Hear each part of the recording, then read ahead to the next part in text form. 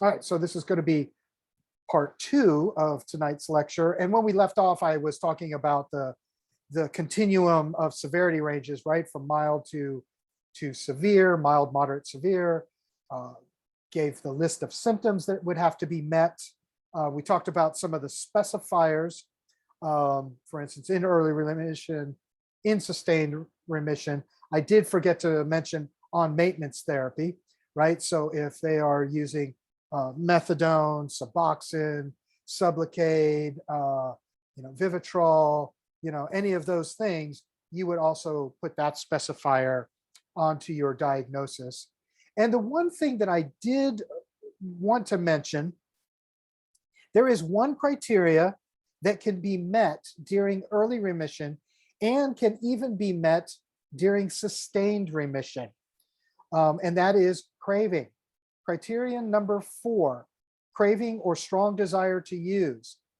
Sometimes that will last for a while and people will experience craving, even if they don't, follow through with that craving or that urge to use into a recurrence or lapse or relapse. The fact that they have experienced it means that you can still mark that on a diagnosis determination note, or that a LPHA will mark it on a diagnosis determination note. Otherwise, no criteria is being met for the last 3 months, but less than 12 months or more than 12 months, right? So does that make sense? Anyone unfamiliar with that? So some of you that are working in the field have probably already seen this. And a lot of times when I'm doing a diagnosis determination note as an LPHA, earlier, remember I kind of told you guys, we talked about this last week, that I might get collateral information on someone's diagnosis and things like that, but I don't necessarily just accept that on my own. I'm going to do my own talking with the individual before I commit to that. And so if I'm writing a diagnosis determination note for one of my clients that's been with us for 3 or 12 months, I will usually sit down and have a talk with them. Ask them a couple of questions. Hey, are you having using dreams? What's craving been like? I will ask them those kinds of questions. And depending on what their answers are, will determine whether or not they meet that criteria. But just know that that is one criteria that can be met. None of the other criteria will be met if they are truly in early remission or sustained remission. So, all right. Any questions on the specifiers, severity ranges, things like that? Next, we're going to talk about, oops, sorry. Was that a question, Juania? No, I was just checking in. They know I'm here. I've been listening the whole time. Okay. Yeah, this is good. I'm doing this right now in 159. Okay. Yeah, there's going to be some overlap, right? So, I love it. It gets me in the professional mindset where I can I'm getting it all the time. I love it. Excellent. Yeah, I love it. All right, next we're going to move into substance-induced disorders. And this is one of those situations where a person can be, you remember earlier, criterion 9, continued use despite knowledge of psychological concerns either being caused by the substance or being exacerbated by the substance. For instance, so an individual using methamphetamine, right? After a certain point of time, when they're using, they see shadow people, they hear voices, right? And those would be symptoms of, experiencing auditory visual hallucinations. They may experience paranoia, beliefs that people are out to get him, things like that, right? So experiencing some kind of psychosis or psychotic disorder. It can also mimic, bipolar disorder, right? So the really high mania, really low depression. If a person already has pre-existing bipolar, substance use is likely to exacerbate that. Same thing with depressive, anxiety, any kind of sleep disorders, sexual dysfunction. It's ironic when it comes to like methamphetamine. I have these conversations with when I do my sexual health and recovery, right? So methamphetamine makes generally, not everyone, it doesn't affect everyone the same way, but a lot of people experience a very high libido, right? And engage in sexual activity for hours on end. Then it comes to the point where now they're no longer able, specifically speaking of males, after a while they can't achieve an erection anymore, right? So they begin to experience sexual dysfunction, and yet they're still in a very libido aroused, sexually aroused state. That can also carry over after they stop, right? For a very long time. So a lot of this stuff can carry on after the person has ceased the substance use. Some of you may be familiar with PAWS, post-acute withdrawal syndrome. Post-acute, well, so acute meaning the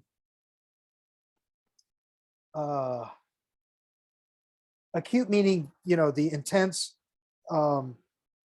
occurrence that happens immediately or within hours after ceasing the substance. And then, we're about to talk about those time periods in a minute. And then post-acute is what happens after the most severe part has ended, but other lingering symptoms carry on. And let's see. So one of the questions that came in that I definitely want to clarify, and I talked about this in a previous session regarding substance use disorders, I am going to teach you how to do a diagnosis. According to your scope of practice, you can render a diagnosis. That's according to your scope of practice.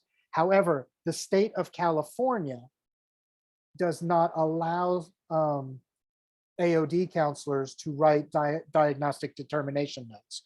I'm teaching you how to do it because it's within your scope of practice. You should be able to do it.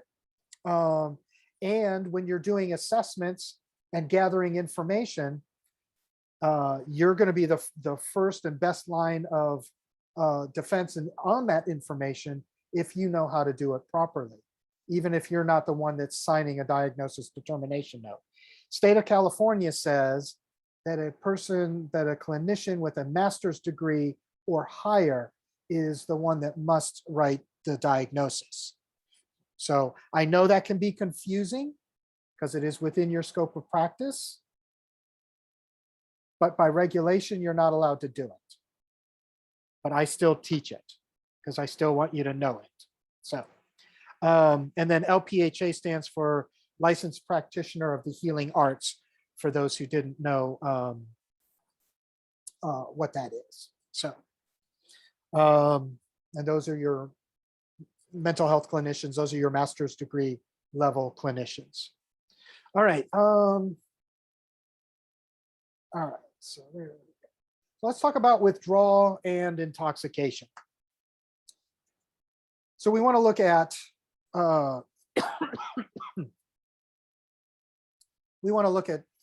that continuum. This is a continuum from being sober or not intoxicated to intoxicated into withdrawal and then, to death, right? That's what happens if you take too much and get over intoxicated. Some signs and symptoms would be things like slurred speech. If we're talking about alcohol, right? Slurred speech, you're uncoordinated, you have an unsteady gait. Gait, for those who don't know, what that means is how a person walks, right? So when you're watching someone, sometimes I will note someone's gait if it is unusual, or if they have a limp, you would want to note that. If they're using crutches, right? Things like that. Nystagmus is pupil dilation and response. So if I shine a light in your eyes, does your pupil respond to it? So perfect example of this is someone who is, experiencing opioid intoxication, they're going to have pinned pupils, and their pupils are not going to respond to light. They're just going to kind of stay. Having difficulty with memory or attention. And then, of course, the worst part of this would be ending up in a coma, right? So, all right. So let's look at stimulants and sedatives and things like that for intoxication. So you'll see that there's different things happening. Some substances have a little bit of overlap. Like, let's look at stimulant intoxication, for instance. That would be your cocaine. That would be, methamphetamine, for example, right? So you have the up arrows mean increased. It's kind of obvious, but I think I want to explain it just to be, that's kind of shorthand. So if you ever see someone and they've written something and they have an up arrow, that means increased. Down arrow means decreased, right? So increased blood pressure, increased heart rate, increased temperature, increased energy, increased paranoia.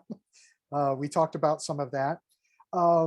Also, it decreases fatigue, right? That's why some people like using stimulants. Decreases their appetite. It decreases your digestive tract, right? Your digestion can actually stop or slow down. And if you're familiar with the sympathetic nervous system or the flight and fight response, basically stimulants, that's what they're doing to your nervous system. It's activating the fight or flight response. That's why your digestion is slowing down.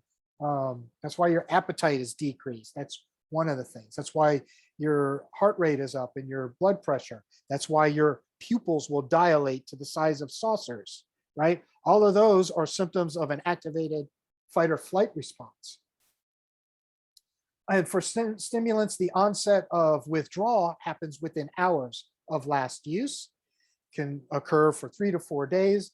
And then it says sleep disturbance. I will say hypersomnia a lot. Later on, sleep disturbance, that's where your using dreams are coming in, things like that. Breaks up in sleep. Your appetite will increase. You will experience depression. That's part of the crash. Anhedonia will also begin here. You'll have decreased energy. And then some other medical or psychiatric concerns would be stroke, paranoia, violence, depression, suicide. These are things that we have to work through. So this is a table. I'm not going to go through every one of them, but I just kind of want to talk about the different things, highlighting, for instance, alcohol withdrawal duration. That can last a very long time. Earlier, we were talking about one of the detox centers that didn't have medical personnel there, right? So a person who is in severe alcohol withdrawal probably would need to be sent to a medical detox because of the risk of death. Same thing with benzodiazepines. So depending on the level of the detox, they may or may not be able to handle some clients because of this. So heroin, when you're withdrawing from heroin, it's not going to kill you, but you're going to wish you were dead or high again, one of the two. That's one of the reasons why when people go into withdrawal, it makes it very difficult to get off the heroin, because they go into withdrawal and it's like all they want to do is get well. I want to get well. I want to get well, because being sick is so awful. And that can last for 4 to 7 days, depending on how much a person is using. And then cannabis, withdrawal can last up to several weeks, up to, I would say, 45 days. The thing about cannabis withdrawal, like I said earlier, a lot of people don't attribute what they're going through to withdraw cannabis. There's a lot of myths out there about cannabis, like because it's natural, it's not really a drug. That's one myth. It's still a drug. Poppy seed is natural too. Coca leaves are natural too. So why cannabis just has this different thing around it where it gets categorized differently, and I'm not sure why, but THC is a drug. That's the psychoactive ingredient. The other thing is that the withdrawal is, like I said, since THC is lipophilic, when your body is clearing it, it's a little bit slower process. The irritability and your appetite disturbance and sleep disturbance, a person may attribute to something else, but they're going to experience decreased focus, cognition issues. Again, people aren't really thinking that, oh, this is connected because I'm no longer using cannabis, but it actually is. So cannabis withdrawal is real. The other thing about withdrawal, I'll give you an example. So sometimes if a person is using methamphetamine and heroin, for example, they may not think that they're withdrawing from meth because the heroin withdrawal is so bad, right? One kind of overshadows the other. So withdrawal symptoms can be, at least that's anecdotally, that's what I find from talking to clients over time.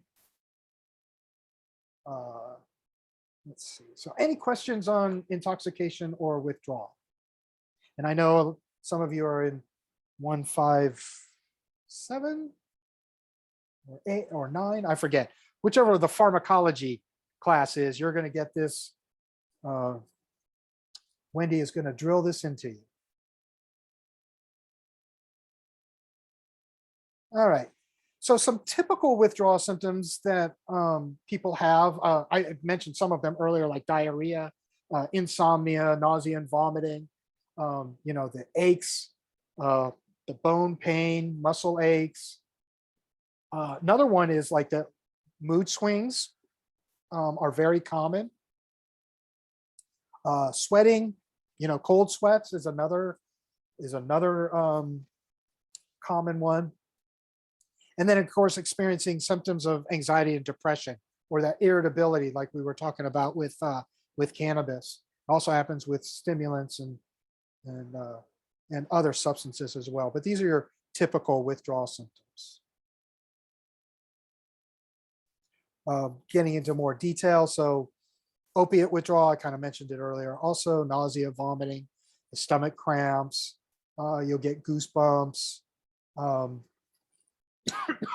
And then depending on what you're using, symptoms can begin within 6 to 12 hours or be as long as 30 hours before they begin, depending on what you're using. And then, of course, lasting, 72 hours, 3 to 4 days, somewhere in that range. And then cocaine can last 7 to 10 days. It's usually a very quick onset. First symptoms may be felt within an hour and a half, 2 hours afterwards. And of course, the timeline is going to be affected by length of use, drug purity, maybe some of that stuff that I was saying earlier. Maybe it really was bunk. Could be tolerance though.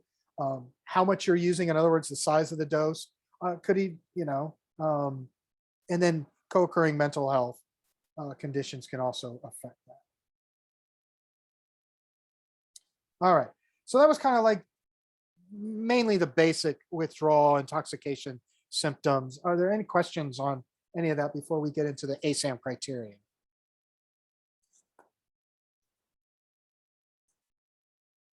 All right. So ASAM is basically the, ASAM stands for the American Society of Addiction Medicine. And they've been around since 1954.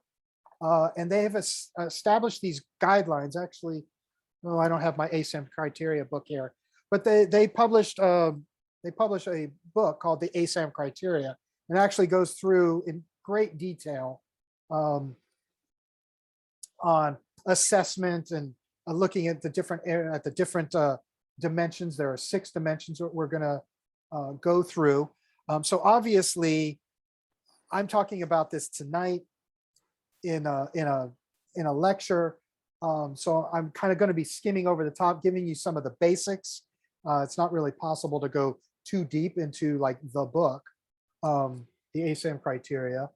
So just realize that this is what we're using, and that you will have to do a lot of training on this, at least 3 basic trainings when you get out into the field in order um, to do these types of assessments. So,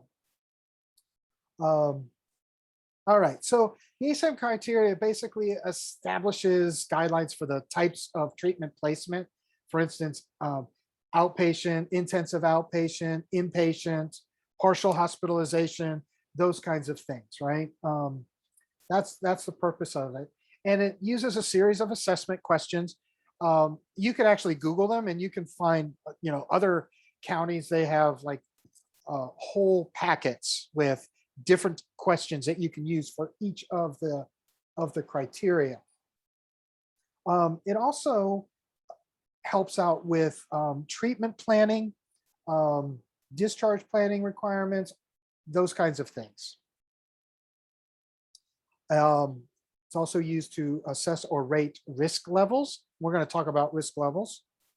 So like earlier, I was talking about the client that I'm trying to find some placement for, and he's in, he's a 3.5. Actually, really 3.5 is probably being generous. It's probably more like a 4. And that's a risk level. So he's at severe risk. And the idea behind this was to kind of standardize treatment placement, so that we're all looking at, no matter where this individual goes, each person, each individual is looking at the same standard criteria for each of the dimensions. And so that's the purpose of this, to kind of standardize what we're doing. And then the magic spot for the criteria, the purposes are to identify the least amount of treatment necessary while still addressing the substance. And so here's one of the things that, for instance, that came out of the training that I went to and use in my practice today. That's why the individual that I'm saying is 3.5 or 4. If you're not sure, or if a person is kind of hovering between 2 criteria, and when we get into it, I'll probably cite an example. You want to go with the lower criteria first, or the lower risk assessment first. So if a person is hovering between a level 2 or a level 3, we're going to default to the level 2, because you can always increase, if needed later, the level of care. So if I assess someone as 2.1 outpatient, but I'm thinking, there's some things, maybe they need 3.1, which is clinically managed, low intensity residential treatment. I might think that person might need that, but it's not quite meeting. So I'm going to go with intensive outpatient first. I'm going to assess them at, okay, they're going to be at a 2.1, because I can always increase it to a 3.1 if they get into treatment and they're struggling to manage even with clinical direction and structure. So the idea is to go with the least amount that still will successfully treat the substance use disorder. And then, of course, why are we doing that? Because, well, San Diego County and DMC has adopted this. So every time an auditor comes in, this is what they're looking for. They're looking for how we're using the ASAM criteria, and that is how we are being reimbursed for our services, right? All right, and again, the golden thread. Remember, you want to always make sure that you're connecting all the components of treatment, in your notes. And AEB, client statements, matching it back to the treatment plan. This is how you do that.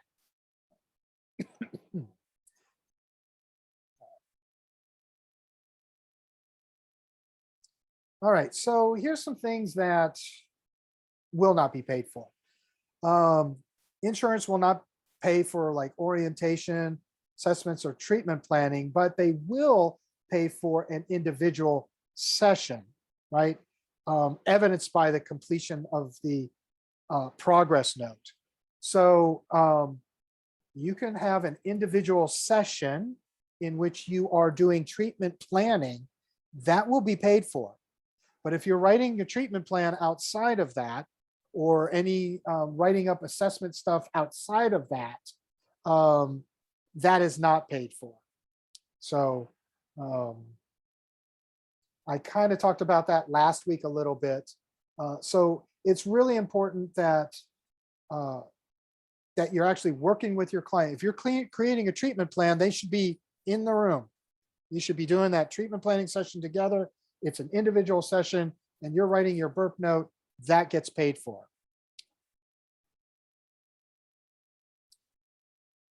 All right, DAP notes. So earlier I told you, you know, I'm teaching you burp. Once you learn burp, you can convert it to like DAP, which is data assessment and plan. You can convert it to SOAP, which is subjective, objective assessment and plan. So those are the types of notes that you're writing. I'm teaching you burp, and I meant to change this and I forgot. I changed it on one, but I forgot to change it on this one. All right. So what we're going to do is we're going to do a burp note. I've got to look at what time is it. All right. So we have just enough time to, hold on, let me stop the recording.